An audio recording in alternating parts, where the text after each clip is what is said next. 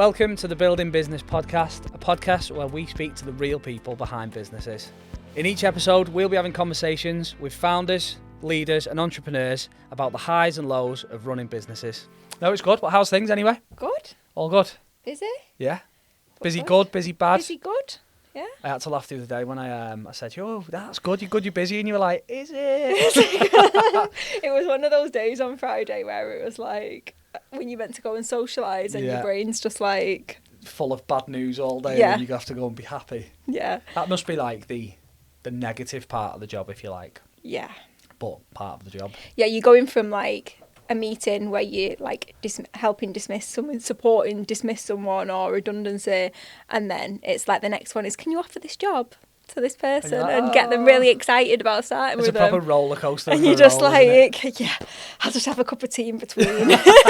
A cup of tea and a biscuit and get like the peppy version back. You've just got to be able to like proper pivot as well, yeah. haven't you? It's fun though. It's fun and games. So how long have you been going now? 5 years next month. Bloody hell. Fair play. Has it gone quick? Yeah, it's gone really quick. Yeah. To be fair, the first year wasn't really a year because I was still working. Yeah. So I had like the longest notice period ever, which was meant to be like 3 months. And I were stayed you on for like a non-compete so you couldn't? No, I stayed for a year. They offered me another job during my notice period and they were like, come on, you can do both, can't you? So I was like, I can try. Oh, wow. So I did that part-time and then consulting. While you built your consult. And they were happy for you to do that as well? Yeah, but I didn't do much consulting during that time. I take it you were doing HR in the previous role? Yeah, so I was a HR manager in a factory. So that's classed as like in industry as opposed to... Yeah. So it was fun. Factory, lots of staff. Lots of staff, 3 shifts. Oh, nice. Like... And you were doing everything from planning the shifts? Well, no, I didn't have to do that. They had shift managers. It was quite a big global company, so I had a team of like 5 HR people with me as well. Oh, that's all right, isn't it? Yeah, it was nice. Nice. And busy. What made you... It fascinates me, people that have made that decision. Yeah. What was the trigger that made you think, you know what, I'm just going to do it myself? It was so weird, actually. It was COVID, and I feel like that's like a common... It was a big kind of like common milestone theme for people that like reflect on your life and stuff. Yeah, so obviously most of the world was furloughed, but I wasn't. I was still working. Yeah. Key workers. Making sure cars get made. But yeah, we were still working. So I just had loads of questions being asked to me because I was having to keep knowledgeable about stuff like furlough. From people outside the business? So like family friends or like friends who'd been furloughed, and I was just giving loads of advice for free. Like people are like, I don't know if I can make wages, redundancies, how do I furlough? And for the whole of COVID, I was just telling people. I was like, this is what you need to do, this is what you need to do. And then I went back and everything was normal. I was like, and people were still asking me HR stuff and I was still doing it for free. And I was like, there might be something in this where I don't actually have to do it for free. So yeah, I carried on just doing little bits for a year, and then I went and handed in my notice and said, I'm going to do it. Wow. And is it something you'd always thought about doing or not? Yeah, but in like the distant future. I had this idea in my head that I needed like 20 years HR experience for anyone to like take me seriously, and it's just not the case. So did you do HR at uni and then... No, I did go back and do a HR Masters, but initially I did a drama degree. Right, okay. So nothing to do with HR. How did you end up in HR? I just found a job and... I went from uni and I realised I had no skills. Yeah. Like I came out and I was like, what the hell am I going to do? I'm not going to be an actress. But you had fun though. I had fun. But I wasn't making it on Corrie, which is what I really wanted to do. No, I knew I wasn't going to be an actress, so I kind of Googled high-paying jobs, no skill. Yeah. And I ended up in recruitment. Right, okay. So, and then I wasn't very good. Yeah. But I kind of liked it. It's just sales, isn't it, basically? Well, I was really good at finding the right candidates and filling the roles. Right, okay. But I was rubbish at getting new clients in. So you were actually good at the HR side of it? So I was good at the HR side of it. So I was like, okay, well, what can I do that's like that? And then I ended up in HR. Oh, bro. So, yeah. Maybe it was meant to be. 5 years. Yeah. Was one of them part-time then? Or 5 years since you went full-time in on the business? No, 4 years since I've been full-time on the business now. And what did day one look like? Did you start with nothing? No, because I was part-time in work, so I'd been able to get a client a day a week already. So that was like a relief because it was like bills are paid. Still a big jump though, isn't it? It is a big jump. Yeah. Wow. It's that kind of like that first month where you're like, I've not got the safety net Yeah. of this. But it was nice because I had a day a week and then I had a few little clients, like ad hoc work. So I kind of felt like... Where was you right. like in your life then? So like, were you living on your own and stuff as well? No, So I was living with my husband. Right, okay. But yeah, we just literally bought a house as well. So it was a little bit like... Was it a team decision or did you just tell him you were doing it? Yeah, team. He already had his own business. I'm so the kind it of was... person that just turn around and be like, oh, just let you know I've done this. Yeah. He was like, just do it, because he already had his own business. Yeah, so that he was helps. like, oh, go on, what's the worst that can happen? You'll just get another job if you don't I suppose like that helps it. because your support system is almost kind of in the same boat as well. Yeah. And he's naturally, if my wife came to me now and said I want to do this, I'd be like, oh my God, Yeah, let's do it. it's great. And then rather than being like, oh, it's really scary, at least it was like the worst possible scenario is I knew I'd walk into another HR manager job. So it's mad. So we set Quickline up 10 years ago. yeah. So we were only like 23 when we Yeah. set the business Oh, wow. up. But like we were both me and Stephen were living with parents. Yeah. So we didn't have bills, we didn't have mortgages. So we could launch a business and be like, let's not take any money out for the year.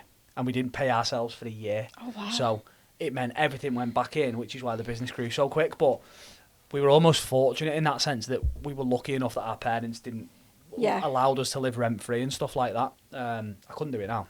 No, it's scary. I couldn't imagine like just starting something new now without the safety net. Yeah.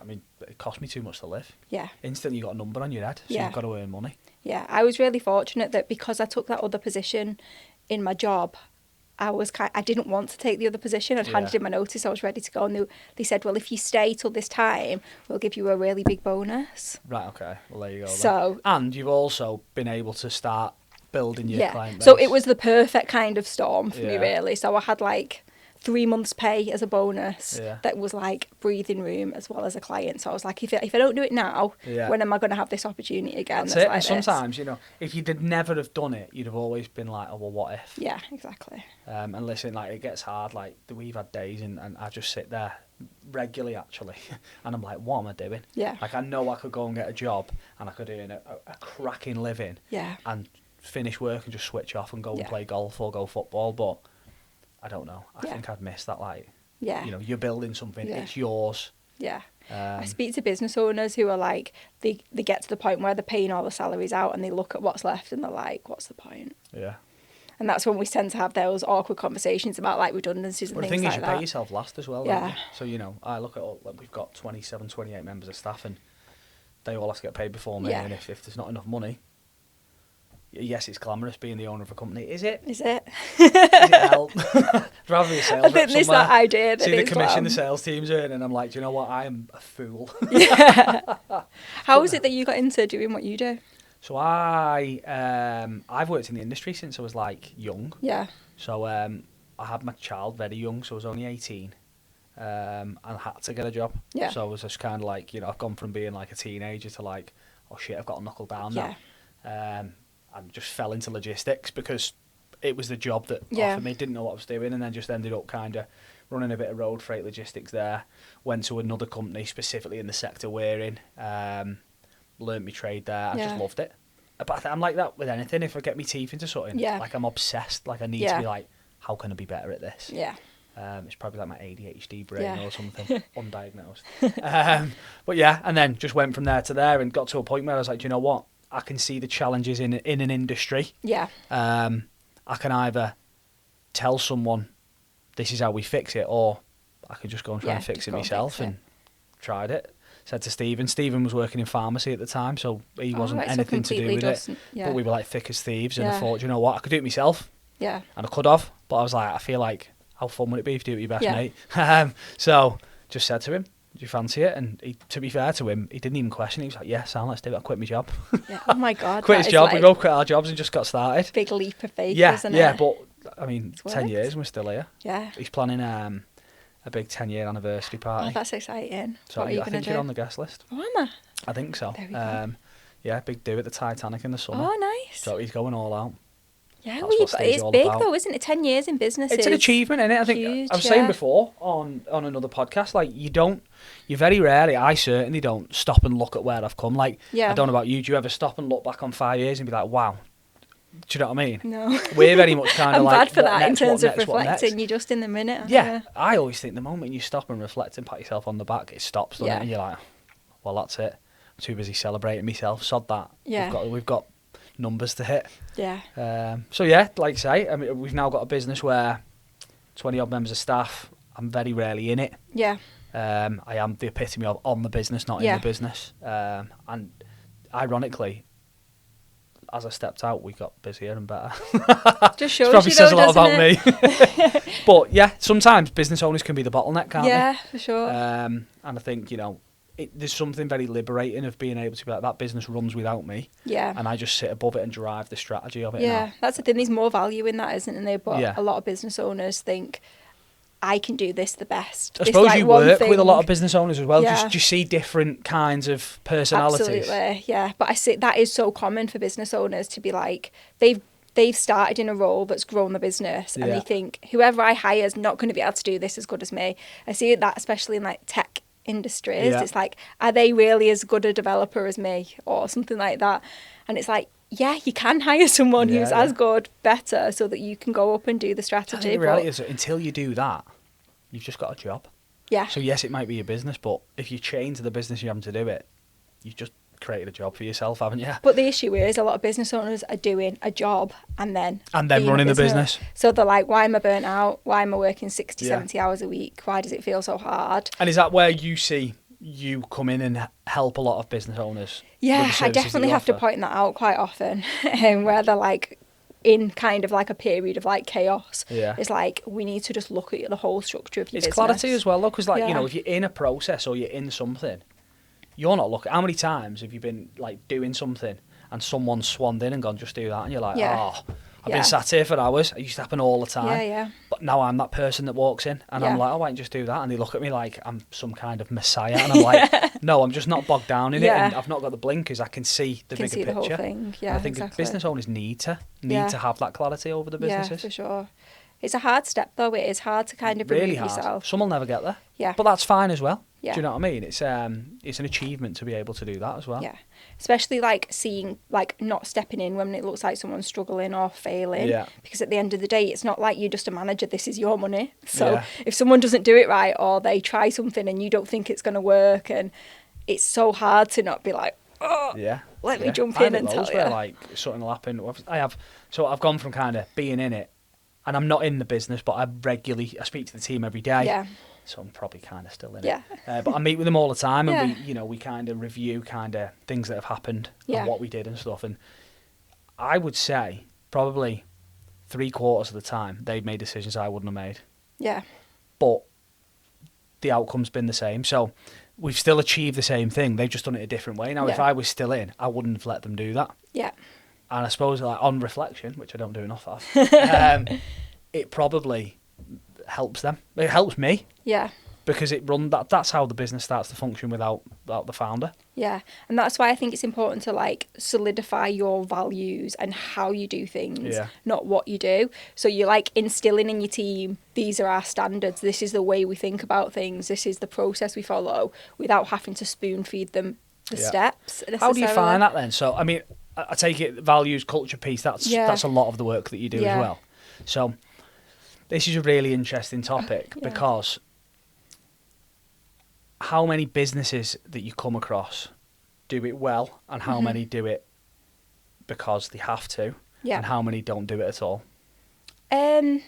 It's a real split. I've probably got like 50-50 of like businesses that I work with that are big on like the culture that they've created, but I Yeah. think a lot of them have created it by accident. Yeah. Like it's just them. They're like an engaging leader. They're interested in the team. They're kind of like, they've got really clear direction. So when they're like that, it's like, it's not about building a culture, it's like maintaining it. It's And it's like, also like, how do you bottle that, and how do you take that from what it is Yeah. and make that and visible, grow it and owned? That's the thing. The key thing that I do is actually try and maintaining a positive culture, Yeah. because you see so many things just eroding a good culture. Yeah. Because most of the time when you're starting a business, I work a lot with startups. You've got a good culture usually Yeah. because you're a team of 3 and you're all sat in having Everyone's your mucked lunch, in. like Yeah. brainstorming. Let's do this, like, and everyone gets on great. And then all of a sudden you grow in. and you've got 15, and then all of a sudden everyone's not in every meeting and they're doing their own thing, and you've got like managers who are now managing and it's not you, and all of a sudden it's like, what's happening? Is it different? It's definitely different than when I was three people. That's, and I think like each businesses go through cycles, don't they? And you kind of go, you start up stage 2, you'd established, semi-established stage, and I think every step brings another challenge. Yeah. And I think, you know, you get to, we found, so we, at one point, we went up to like 38 members of staff, and the culture was horrendous. Yeah. Because it wasn't managed, then we did nothing on culture. We did, you know, we had values that we thought people wanted us to have. Yeah. So we did that thing that everyone probably does at some point, where you go, right, well, we're going to be honest. Yeah. We're going to work with integrity. Like, who's not going to do that? Yeah. Do you know what I mean? And like, so we fell down that trap, as I'm sure many do. And we launched this expansion, and we brought all these people in, and like that, the core office that we were in stayed fantastic, and the sub offices that we opened, I was like, why is it not working? Why aren't they like us? We're following the same processes, but it was the culture. They just did, and it was so hard to. And it must be hard for multi-site locations to replicate that culture. So we went through a bit of a restructuring and realigned it, and then invested a lot of time in what are our values. And it wasn't a case of what values do we want. It was like, well, let's just look. So one of our values talks about kind of leaving your ego at the door. Like there's no ego in the business. So, you know, you don't see parking spaces for the directors with the name. Like, that's a load of bollocks, isn't it? Do you know what I mean? I liked it. I don't know if you say that when you're driving in the car park. Yeah, why are they parking my space? It's like, why did I have to make that stupid Doesn't say value? director, but it's got an electric charge point, kind of gives it away. But yeah, do you know, it's things like that. Yeah. And then, you know, we now start to kind of like people that come into the business, we almost kind of, well, you hire and you manage them based on those values. Yeah. So, you know, we've had people come in for interviews and you can tell they've got an ego. Yeah. And I'm like, we don't have ego, and you can just tell straight away. But that's been a long process, and it's still, I don't think it's ever complete. Yeah, no, ongoing. We've had employees that have been like real bad apples, and the minute they leave, everyone's dead happy, and you're like overnight, you're like, what's happened? And it just shows, but you don't see it if you're in it. Yeah, no, you have, like, especially the big bad HR person coming in to dismiss people is not the look that I like. That, then? But so do you spend a lot of time in businesses as well, or are you just, you know, what range of services are you offering? So it depends. So I work in 2 ways. So some businesses, like, I'm in it, like the team know me. I'm like in meetings and things like that, and they're like, that's Rebecca from HR. Some companies I work with, the team doesn't even know I exist. Yeah. So I'm just behind the phone, speaking to the founder, speaking to the MD, like, oh, I've got a problem, how do I handle it? And some I'm like delivering workshops, I'm doing manager training, I'm like upskilling in that way and things like that. So I just tailor it. So you can go from the basic support to the full on. Yeah, and some people literally, yeah, exactly. Some people just literally want, like, what's the bare minimum to be legally compliant? Can we have that, please? So like, I mean, that's a good start. It's a good start, but I'm not going to say most, but a lot of small businesses, like under 10 people or under 5 people, don't have that. What's the trigger point for a business that needs to do this? Is it one employee? Yeah, pretty much. Like, for a proper contract of employment, one employee. And so I'm trying to think and put myself in the shoes of that.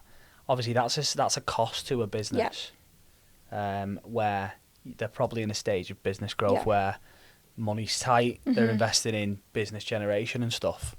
So they may, I'm not saying they would, but they may look at it and be like, well, I don't need to pay that. I can't afford that. I'm paying this and this. But, I mean, the obvious thing is the cost of a tribunal is a lot more. Yeah, and a lot of it's not even necessarily the tribunal as well. It's like things like IP and like intellectual property. Like, if you're bringing someone into your business, giving them access to all your customers, all your clients, and then having no kind of protection in for yourself, that's costly if they decide to leave. Exactly, and take it's very trusted clients as well, but I suppose it's framing it so they see that. But I'd say, obviously, you have different scale of packages. You can make that and tailor that to them. Yeah, that's the thing. I have a really low level entry package for small businesses where it's like, what's the bare essentials that you need, which is like once you get to 5 employees, you need a contract and you need the core policies. You don't need a contract if it's under 5 No, sorry, employees. you do. You need a contract straight away from 1. But some policies trigger at 5 employees. Okay. Like handbooks and stuff like that. Yeah, like disciplinary grievance. You should have it from the start. Like you absolutely should. But yeah, most come to me at about 5 employees. So I do like a micro business, bare minimum. This is what you need. It's necessary, let's just get it in there. Yeah. Where'd you find them businesses? Tends to be LinkedIn. Does it? Yeah. Do you do outreach on LinkedIn or No. do they contact you? They contact me generally. Do they? Yeah. Based on what? Based on the content you're putting out? Or? Yeah. I love that. Yeah. What's your LinkedIn content strategy? Hello, I'm Rebecca. I'm in HR. Have you found? Because this is an interesting one. LinkedIn's saturated now, innit? LinkedIn has become like Facebook. Yeah. Have you found that it's getting easier or harder? A lot harder. Is it? To be spotted? That's why I've started networking, Yeah. because I never networked. I literally just... Did you not? I didn't do any. Like, I think I went to one event that I really didn't enjoy. Bloody hell. I'm not going to name it on the podcast. And I kind of was like, oh my God, I'm never doing this ever again. I want to die. So I just didn't go back. Yeah. And then I was like, it's all right, I'm getting stuff off LinkedIn. Yeah. But yeah, in the last year, it's really dried up. It's hard to stand out, I think, anymore because everyone's doing it. Yeah. We do a lot of like automated outreach. Yeah. So our biggest leads come from sales automation. Oh, really? So we've got leads coming in, and that might be from automated LinkedIn outreach. Yeah. That could be from automated email outreach. Yeah. We spend a lot of money on software that does it, but I think in the last month, like, it delivers 40 leads to the sales teams. Obviously, they're then doing their own stuff organically as well, but we have a lot of success on that. I think it'll dry up eventually because everyone how many messages you get on LinkedIn now, and you look at them and you're like, is it a person? Is it not? Yeah. Yeah. It's the new cold call, isn't it? Yeah. I'm in my own way with these things Yeah. because I don't like being salesy. Yeah. That's why I was rubbish at recruitment. Who doesn't like sales and gets into a sales role? But yeah, so I've got this like mental barrier that's like, oh, I can't do that because it's icky, and I was like, I don't like networking because it's icky, and luckily I have a lot of retainers with my clients, so I don't really need to get loads of new clients because it's like a monthly payment for a lot of them. But now I've realised, I need to probably push. Is it just you, or have you got people working? Just me. Is it? Yeah. And have you got plans? What's the future look like? I would like eventually to grow a team, a small team. I suppose you deal with enough HR things though to think, you know what, all right. I don't ever see myself having like a big HR consultancy with like loads of team members and nationwide. Like, that's not the vision. But it would be nice to have like an advisor or two or an administrator. I suppose if it's only you, how do you switch off? I take it work with other consultants, so if you go on holiday, people pick up your work and stuff. So I work with Jen and Dan from IGHR. We kind of switch when we need to. That's good. But before I was sharing with that, I just didn't switch off on holiday, which was really bad. That is bad, isn't it? But I went on my honeymoon last year, and I just for 3 weeks. Where did you go? Went to Argentina, and then I went to Mexico. Oh, Argentina's different. Yeah. Was you like travelling? Where did you go in Argentina? Patagonia. Oh, right, okay, yeah. Range. Oh, wow. So I bet that was beautiful. Turns out Argentina and Mexico are nowhere near each other, by the way. Oh, you thought it was just a little like I was like, oh yeah, it's like both are like South America-ish. Like, it's 12 hours. Size of South America. 12-hour flight. Anyway, yeah, we went there, but I didn't open my emails once. Because you had them covering for it. I bet that was like... But I think that was more like work in my own head. Like, I'm not going to do it. Yeah. I'm not going to do it. How long did it take you to switch off? About 3 minutes. Did it? See, I really struggle, so... I've not had a proper holiday. Like, people that know me will laugh at this because I obviously go on holiday all the time. Yeah. But like 3 days city break, I'm not switching off. No, I find that hard when you know that it's a short one and you're coming back. Because... And I'm like, I've still got my emails, I'll still check them and stuff. Yeah. But I think the last one we did 2 weeks in the Maldives, and I completely switched off. But it takes me about a week. Yeah. So because I've got that much going on with all the different businesses, it takes me about a week to get to that level where I'm just like, this is me. I'm happy now. I think it's because it was so long that it was so well planned. Yeah. Like, I was involving people like the week before, 2 weeks before on ongoing stuff that was happening. So by the time I was going, I was like, oh, I've got nothing going on. Everything's like So handled. Patagonia, and then where in Mexico? Riviera Maya. Oh, lovely. So it was like a mountainy holiday and then a beach Like holiday. mountain in holiday, as if like walking and We stuff. walked up. Yeah. I mean, I bet that'd be amazing. I couldn't imagine my missus doing it though. I couldn't imagine me doing it. If I said to her, we're going to go on our honeymoon, because we've not gone yet, we're going to go to Patagonia, she'd be like, oh, that sounds interesting, what are we going to do? And I'll go, yeah, we're going walking. She'd be like, you're on your Right fucking up own, a mate. mountain. It was, for my husband, that was like, yeah, that's really cool. I just saw like the glamping pod that was like in the middle of like, Nice. and I was like, this is going to be amazing, it's going to be perfect. So I had that in my head and was kind of blocking But you out. had to walk to it and from it. Oh no, just I bet it's quite impressive though. It was really cool. I've never known anyone tell me that they've been there. That's a Yeah, first. it was really good. We've not booked ours yet, so she wants to do safari, but she's Nice. 30 next year, so we might combine it with that. But we looked at Zanzibar. That's Okay, supposed to be like the nice. Maldives of Africa. Yeah. I just go to the Maldives. You're going to do nothing and drink beer, if I'm honest with you, but we have to, married now. Yeah, It's all you about taking compromise. kids? No. No. No, oh, definitely not. No. And then you can go from Zanzibar and fly to, is it Tanzania? Oh, right, okay. And do safari there. Nice, But I've that'd got a be really contact cool. in South Africa now, and he runs a travel business in South Africa doing safari as well. So I'm like, do I try that? It So does look really cool to do a safari, doesn't it? the world's just like such a big place. Yeah. There's not enough time. Need to go on holiday more. Yeah. I love a holiday. So we went off on a tangent then, but speak about holidays all the time. Yeah. Favourite thing. So It's what you work so hard for, isn't it? Do you know what? Yeah, and to be fair, I do think there's something in that. So like prior to going, we went Budapest the other week. We're going Tenerife for a week in July when the kids break up. But like regular time off. Yeah. Because like when I'm off, so I took a week off the other day to do some DIY. I was working while I was Yeah. doing it. My phone's ringing as Yeah, I'm building yeah. a shed and stuff. So I'm still working, but I think actually just taking time off. Yeah. Even if you did like a week every quarter Yeah. to switch off, it's so important. Yeah, absolutely. Like your employees get holidays, and if your employees aren't taking the holidays, you're like, oh, Yeah. think about your well-being. Like you'll get overwhelmed, or that's Yeah. the reason we have statutory holidays. But as business owners, Yeah. I don't think we take I'm a that minimum person of that 28 goes days. off and I'm off, Yeah, but I'll still ring my team. yeah, So, I'm responsible for certain parts of Yeah. the business. They'll still get phone calls every day. yeah, How are you getting on? And they're just used to it, yeah. which is awful. I mean, they do tell me to stop, but I'm like, no, I'm just ringing you, see how you're getting on. As long as you're not ringing them on their holiday. Yeah, oh no, definitely. Not, definitely. Oh, unless I forget they're on holiday. Yeah, there is that. And they're like, everything all right? And I'm like, oh shit, you're not in today, are you? Sorry. Yeah. But no, it's interesting. Yeah, it's a challenge, but we love it. So 5 years. 5 years, yeah. What's been your biggest challenge? I think it's probably been, like the hardest period was probably, and it's a lesson, is getting too reliant on like big clients. Right, okay. So it's really easy to get kind of like the stars in your eyes when you get an offer Yeah. to be like a HR consultant for a business, and it's like a big chunk of your income comes Yeah. from one client, and then that client. Because I suppose you have a capacity then, do you? Yeah.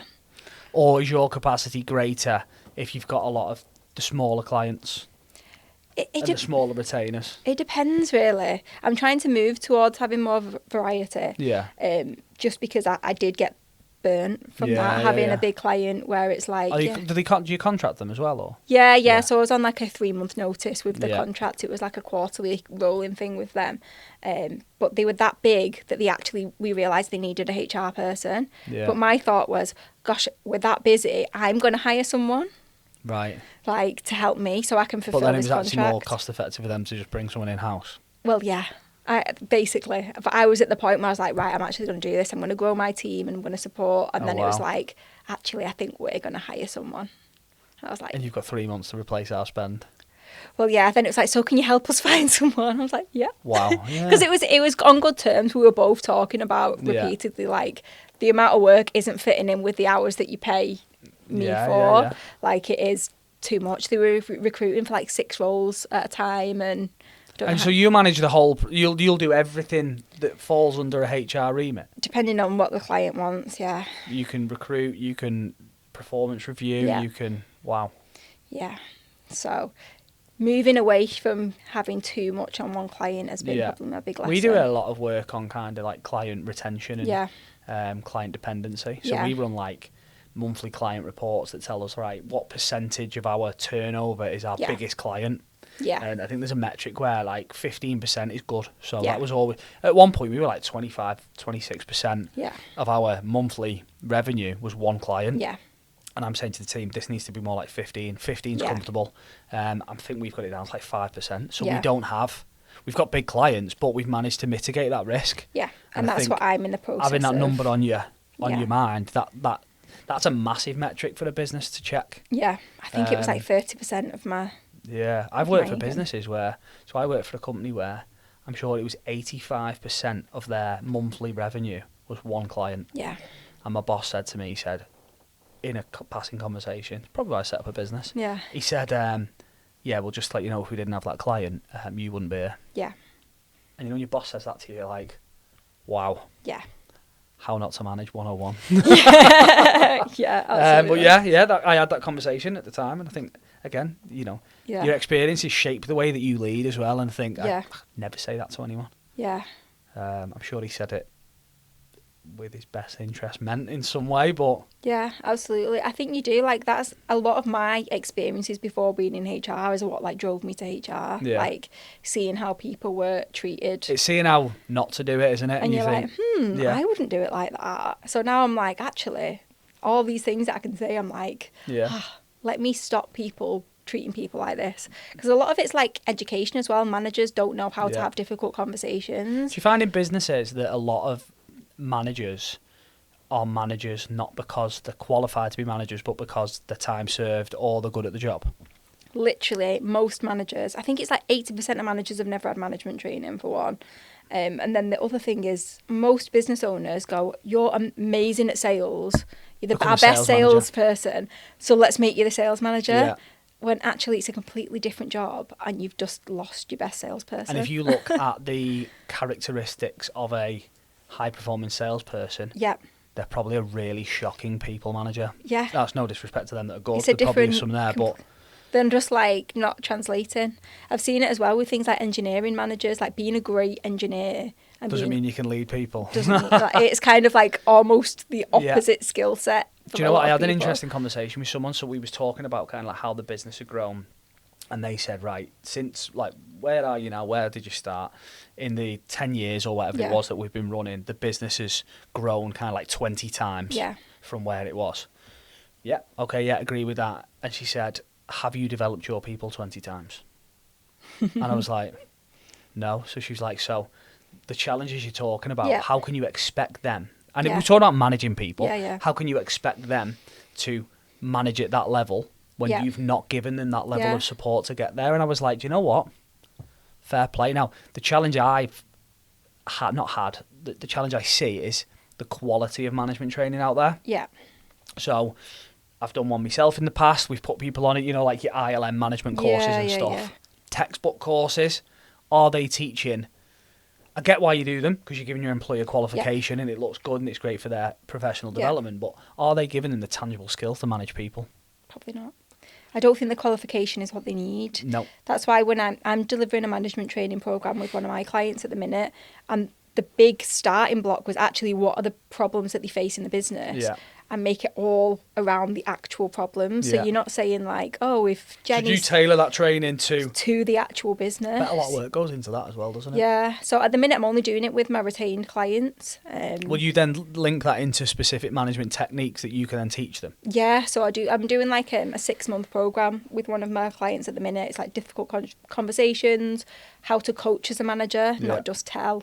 Like, what is being a manager? What are your blind spots? What are your weaknesses? How often are you sitting with the managers to deliver that? Monthly. Yeah. Yeah. So I'm doing it as a trial for myself right now to be Stuff like that's really good though. Yeah, because I really enjoy it as well. So I'm like, I'm just going to deliver this program and then see where I go with it, because I think it's that kind of value added offering that will set you apart to your competitors as well though. Because like you say, you know, touching on the big agencies, that they won't offer that. No. Or if they do, it'll be off the shelf. Yeah. But being able to bespoke that to the business's demands. Yeah, absolutely. So like every scenario that we deal with or every role play, it's actually like what they do on a day-to-day basis. Yeah. And because I'm their HR as well, I know in the back of my head all the issues that they've had previously. Yeah. Obviously, we don't write people's names on there, but they get to actually You should do it. work out kind of scenarios Let me see the passion.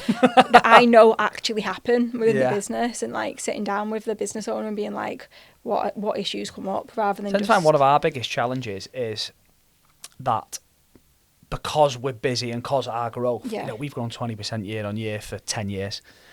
So we're constantly growing, volumes are constantly increasing, and we have managers, but because the volumes are where they are, the managers are actually still on the shop floor, if you like. Yeah. And it's really hard to do the do and manage the Yeah. do. Just like it's really hard to run your business and manage your business. Yeah. They're in the same spot. And, where I might have been as a business owner and a founder 3 or 4 years ago, I've got managers there now. Yeah. In the sense that I'm asking them to manage, I'm asking them to coach staff, I'm asking them to do development plans and develop our people. Yeah. And they're like, great, want to do it, but that phone keeps ringing. Yeah. And we're dead busy. Yeah. Which is a great problem to have. Yeah. And then it comes into that, okay, we need to recruit, but then obviously the challenges that come with recruitment are, very well versed, and everyone everyone knows them. Absolutely. Yeah. Are you seeing any impact on AI?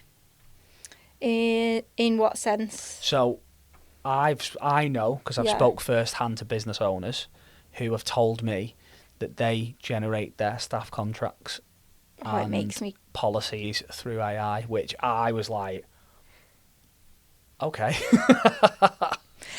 AI is amazing for Yeah. so many things. I've tried it myself because I was like, let's see, like if I'm offering it, let me see actually what ChatGPT can do.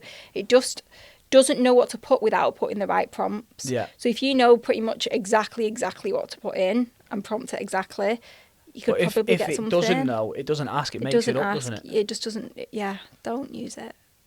Especially your contracts. Like, you do not have to pay loads of money for a contract for employment, and you want it to be tailored to your business. Yeah. Like, it's one of the key documents in your business. Again, It's that that's what keeps you out of court. Not saying that everyone absolutely does stuff where they end up in court, but yeah. But I think AI is impacting businesses in so many ways. do you see? Obviously, and again, you've kind of got a good angle of it because you're working across multiple sectors and businesses. Do you see different businesses using it differently? Yeah, and I'm already seeing redundancies happening because of AI. Yeah. Yeah. What? Because automation. Yeah, one of the businesses that I've worked with, I think 3 people. AI can take 3 people's jobs. No way. Within like the next 12 months. And what's that through? Just like automating emails, telephone calls. It's more like the development side. The coding stuff's not as relevant. Like it can just do it for. It's the speed at which you can do stuff. And listen, I do a hell of a lot with it. Yeah. And a lot of mine is all around about buying time. Yeah. And using it to maximise my time effectively. If I've got an idea, I push my idea through the amazing. software, and it fact checks me and it asks me. Yeah. I'll put it and say, ask me critical questions to confirm I'm right. We do a lot of kind of transcription, so telephone calls, meetings, those transcriptions get put into our AI, and we say, tell me what this, what's the customer feeling from the transcript, stuff like that. Amazing.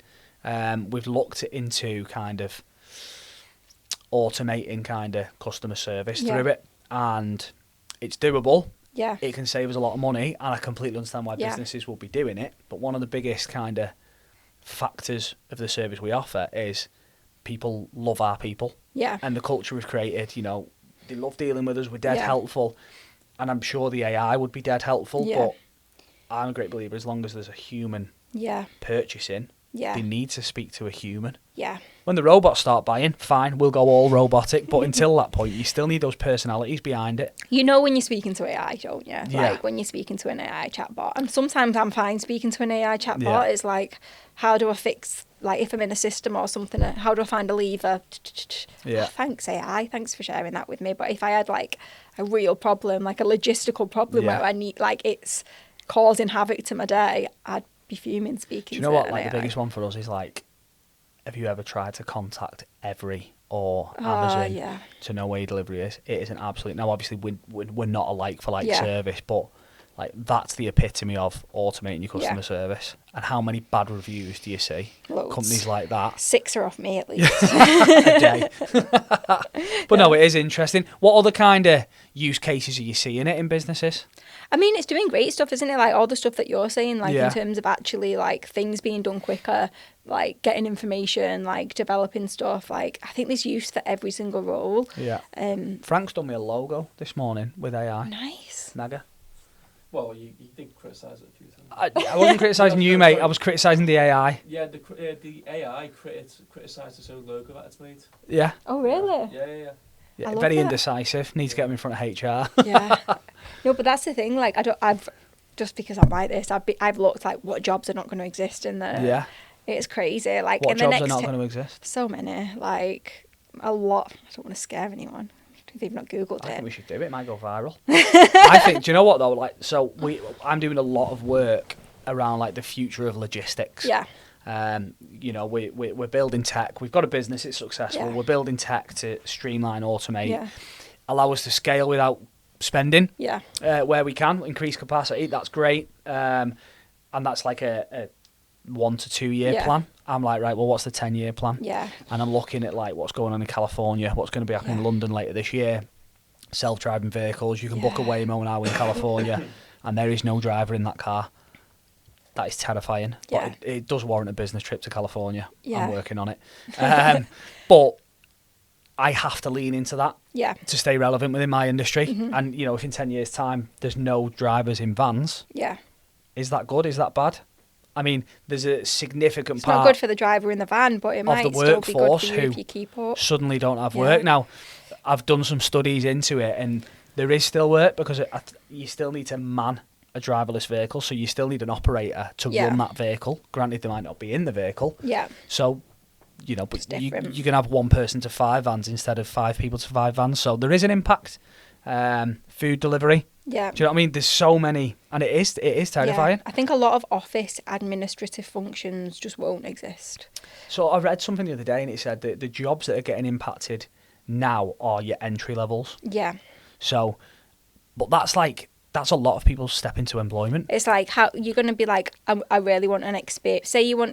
Say myself, for example, I think in a couple of years, a lot of the HR admin that I do just will be AI, like Yeah. writing letters, drafting contracts once you've So got that them. person you would have hired, suddenly you don't need to hire. Yeah. And you could hire if you want to, but why would you? Why that then your prices have to go higher because you're paying a wage Yeah. as opposed to someone using a bot. Yeah. But then when you go, actually, I need a experienced HR advisor who can, you know, really deal with this difficult scenario, go to site with the client and Yeah. kind of work through it. There's not going to be a pipeline of people who've come up to be like It does make you wonder, doesn't it? There is going to Basically, be we're like all doomed. Yeah. There's going to be a massive skill shortage. Yeah. And yeah, it's interesting. It's But- going to be very interesting. Unless people have to jump straight into like advanced training, like, and you actually miss all the kind of The admin side of the it. admin. Like me becoming a HR manager, my first couple of maybe a year, I'd sit in meetings, disciplinaries, and listen. take notes. Yeah. I was like the note taker. But you're not doing that Did now you- because there's a transcriber. But like I learnt so much from that. But like that's how I kind of ended up being able to And progress. do you know, like, do you think you can teach that though? I guess, yeah, because I mean, you're gonna have to, aren't you? You're gonna have to. You're literally gonna have to go straight into like training's gonna have to be loads better. Yeah. And that's one of the reasons I'm thinking like, do I move more towards management training? Because ultimately, actually face to face and like individual personalisation stuff's going to be so much more important. Yeah. Because we're going to have so much like I think people are going to crave that Yeah. personal side as well. Yeah. Because everything will be so slick Yeah. and automated that it'll be like, I need something. I need some kind of human connection. Yeah. But for do you not sure. think, going back to the training side of things, if businesses focus on education of the staff, surely that eliminates the reactive HR in terms of disciplinaries and performance reviews, because you're dealing with the issue at source as opposed to That's a lovely idea. in theory. Does that not happen? No. I just think people are always going to be people, and people are always going to Yeah. check out and be like, I can't be bothered working to the best of my ability, or I'm going to I'm going to rob this. But then that's where like and... that leans straight into automation and AI, because businesses look at that and go, well, okay, there was a statistic I read, I can't remember what it was, but it's talking about productivity of a 9 to 5 Monday to Friday worker, and you got like 2.8 days worth of work out of someone that does 5 days. Well, what are you going to get out of a piece of software that never turns off? Yeah. And basically the world of work is going to be crazy. Like, I actually don't know what it's going to be like. But it's happening so fast as well. Yeah. Which is mental. But I suppose if you listen to some of the big wigs in the tech world and stuff, they're already talking about what it looks like. You know, they're talking about the universal income, and stuff like that, which is great. And, I was talking to my lad about it, and he's like, oh, great, so I won't have to work. And I was like, you're not going to have money. Like, you'll have enough to live. Yeah. But you won't be going on holiday. You won't be doing, you still need to somehow try and inspire these people. Yeah, and that's the thing. I've got siblings that are, like, quite a bit younger than me. They're in, like, school, college. I've got 3 siblings in school and college, all, like, what are we doing now? And it's like, it used to be like that push to uni, and now it's like, if you can do a trade, go and do a trade. It's not going. AI can't lay bricks or fix pipes. So, trades are the way. Whereas it used to be like, go to uni, like it's a better life, and now it's just like, it's just debt. Like, it's crazy, isn't it? Unless there's a real reason to need a degree, like, and by like law, doctors, but even lawyers are on that list of AI.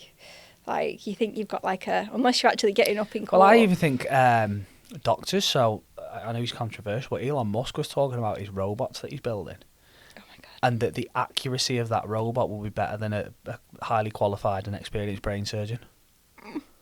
And his predictions, I'm not saying... I believe it, but I just don't think I'd let a robot open my brain. And so a family member of mine, family of family, not necessarily direct family, had a partial knee replacement done by a robot. Oh my God. The whole operation. Obviously, it was overseen by a surgeon, but the robot did the... Well, yeah, it can probably, like... And that was in the UK. That was like... That happened. That's the thing, when you think about factories, like, obviously I've worked in factories and manufacturing, you would never trust a human now to, like, cut a piece of metal as clearly as a robot would. You wouldn't be like... Human error. Yeah, you'd be we like, work why would with they a lot do of fulfillment companies. We work with fulfillment companies that have got 200, 300, 400 staff members, and they're picking for retailers, packing and sending out. We work with one that is completely automated, and their pick rate, speed of pick, speed of distribution, and accuracy is like completely polar opposites to the people. Why wouldn't you? Obviously, they've invested and spent a lot of money to get there, but they're now fulfilling stuff well quicker. Yeah. And getting it out to me to deliver quicker, which is good. I like everyone wanting things quick. Yeah. But no, it's interesting. I don't think it's all doom and gloom, though. I think, I think you've got to lean into it. I think it's exciting. Yeah. You've just got to figure out your own path within it, haven't you? Yeah, but I do think from where you're coming from, I think the training side of it's huge. Yeah. I really like that angle, and I would be interested to find some more training stuff. Have you got do you have a sweet spot in terms of what an ideal client looks like? Ideal, again, it's really varied depending on like the packages that I work with, because ideal client for like actually in there, like I'm supporting with HR, you need probably at least 10, 15 people. So what's like, so in terms of like business strategy and kind of what you enjoy doing, if you enjoy it, you're going to do it better and more. What are you looking for? What do you want more of? Yeah, I like that integrated, like I'm in the business kind of You're work. You're part of the team. Yeah, I really enjoy that. Do you do that kind of like, what, a day a week, a day a month? Yeah, so I've got 2 clients that I work with in that capacity, where it's like a day a month for one, half a day a month, so like I'm on site twice a month basically, and I really enjoy that. I like the development. It's like, what are we working on next, what are the problems that we've got, like. And you're working with them kind of like to drive it forward, so you're not just reactive, you're being quite. So I do the reactive stuff as well. So we've got a new starter, can we do the onboarding? Yeah, of course. Do you do the inductions and stuff as well? Do the HR inductions, policy inductions, but then it's also like, okay, we're struggling with like the team morale. Like, what are we going to do? Or, like, the manager, this is a new manager and they're not quite, like, hitting the ground running or, like... And then you'll work, like, coach the manager working and with the managers, them. to kind of, how do you handle having a team? And that's you want more of that. I like that kind of stuff. So what do them clients look like? Not in terms of naming names, but, like, is there a certain head count? Are there a certain sector? Yeah, probably generally around 20 people. You kind of get in that kind of You've So got like a couple 20 of to managers 50. that generally speaking, even sometimes like 10 to 10. It's usually like 10 to 30. Does it come down to how much of a priority the business owner places on that as well? Yeah, absolutely. If the business owner's bought in, I'm not interested. Yeah. I've worked with business owners. I've had like contracts where I've been in businesses and the business owner didn't want me. It's one of their like leadership team said the culture's awful, everyone's leaving, we need HR or I'm leaving. So I toddle in like this is going to be amazing. Yeah. I've had a Sit down with the business owner. I've had a great This is how chat. it is. I don't want you here. I think it's a load of crap. And you're like, great, looking forward to this. Yeah. So, and I learnt my lesson from that because I signed up anyway, even though I got like a bad feeling about it. It was in like my first year. And would you turn stuff down? I turned stuff down. Yeah. Yeah.